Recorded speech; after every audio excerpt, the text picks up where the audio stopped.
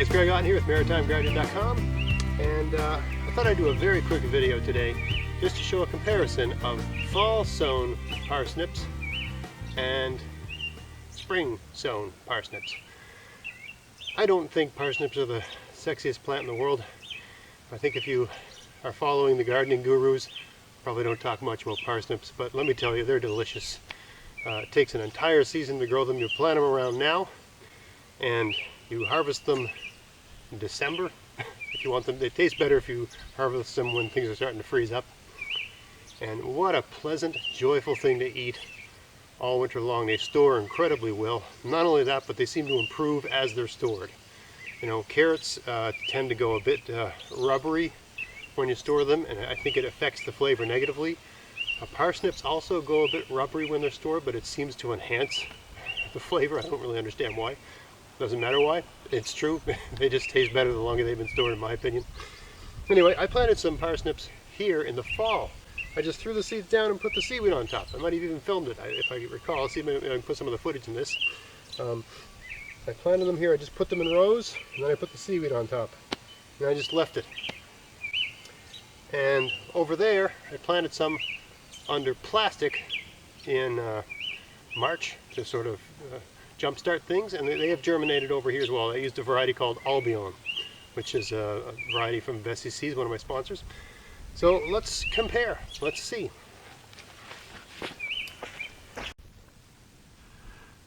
All right, so here is the Vessi Seeds Albion parsnip. I know that's a parsnip seed right there at the tip of my finger, and it's growing at the end of a shoot. Right, so some of the plants growing along here are weeds, but I think as the week goes by, or the next couple of weeks, you'll see a uniform line of things all that are the same here, and they will be parsnips. Right, that's of course a radish, but I believe that's a parsnip. That's a weed of some kind, and that's another parsnip right there. Right. So generally speaking, they're starting to show themselves. That's a parsnip right there. That's a parsnip. So these were planted, I don't know, mid-March. I can't remember exactly when. Under plastic squares. Those plastic squares right there. Those were over my beets. I just took them off today. Anyway, that worked. But that was a lot of time and energy, and I mean, not a lot, but I mean that took some time and energy and a bit of forethought. Much, you know, and I guess by comparison, because I did produce a sort of race here. Here's where I planted my own variety of save seed parsnip. I'm not seeing anywhere near the same germination rate. That's a parsnip, I'm pretty sure. I'm not seeing any more, to tell you the truth. That doesn't mean they're not coming up. It just might mean that it might take a little bit longer. I don't see any here in this row. I don't see any. That's the difference, though. I save seeds. You know, I'm not running a business where I'm going to be out of business if I have a low germination rate. What's going on here? I think I got a radish. That's a parsnip there, I believe. So I got a few of my own variety parsnips up, but certainly not as uniform, as consistent with Vessi Seeds. But the race is young. We'll see how that goes as the summer rolls on.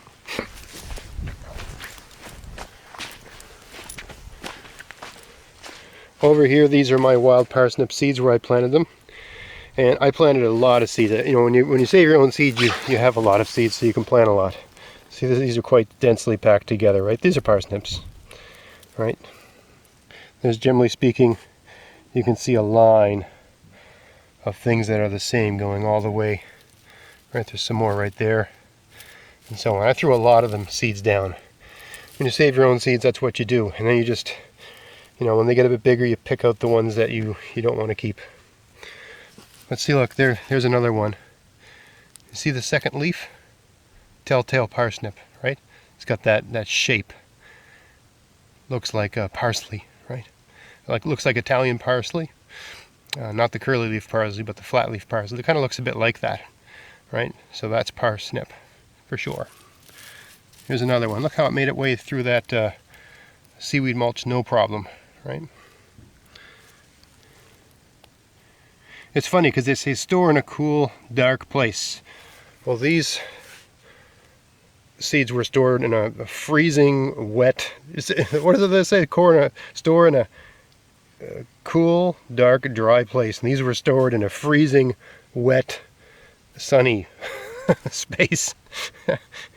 But they've all come out. This is some weird weed here. I don't know. Buttercup, probably buttercup, I think. It's probably a fancier name for that, but I call them buttercups. And this is more parsnip here, I believe. Could be wrong, but I think they're parsnip. Right? And all over the place here, they're coming up.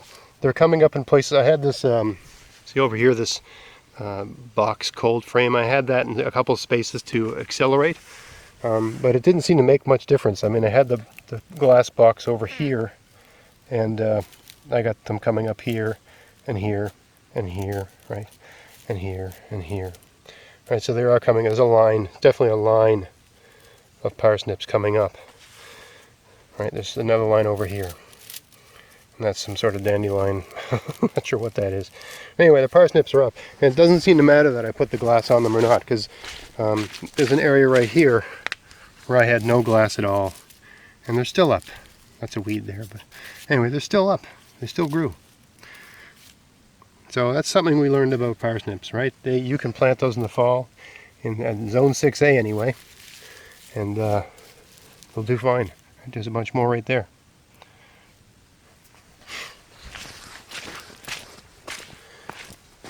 Now here's an area where I planted the Vessie's seed variety of parsnip, but I didn't have it under. I think I put a piece of plastic over this, but it wasn't airtight or anything like that, so it definitely didn't have like optimal heat or anything like that.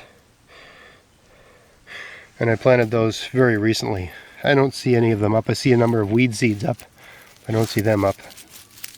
Not yet anyway. So we'll see. But the spring is young. Right? This was again that Albion variety, I believe. But they have not come up yet, or at least not that I can see. But they didn't have the kind of heat, right? Those ones were planted in the fall, and the ones over there were planted under plastic. And I just threw a piece of plastic over this, but it wasn't tight. It had airflow in it. It just wasn't as warm. So yeah, we'll see what happens with these.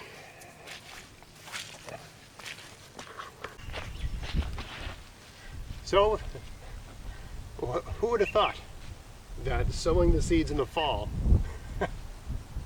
not only is it easy, not only is it a great thing to do because in the fall you haven't got a lot to do, but it seems to result in pretty good germination. You know, if you think about it, this is a sort of permaculture thing, right? Because a parsnip is a biennial plant, and it spends the summer growing, and it goes to flower, and the flower makes seeds, and the flowers fall to the ground in late summer, and they probably germinate a little bit, or maybe I don't know if they germinate in the fall, or if they just go dormant and need a freeze to be viable. I'm really not sure what their process is.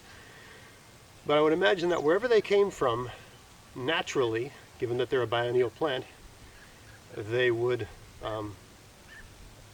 go to seed in their second year. The seeds would fall to the ground, and those seeds would germinate the following, the seeds would fall to the ground in the fall. That's why it's called fall.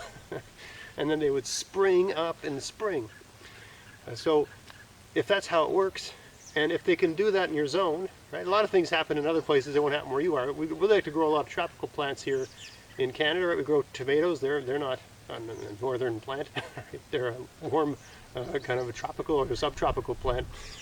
We grow a lot of things here that don't belong here, but I think the parsnip is something that kind of, we have wild variants of things like parsnips here.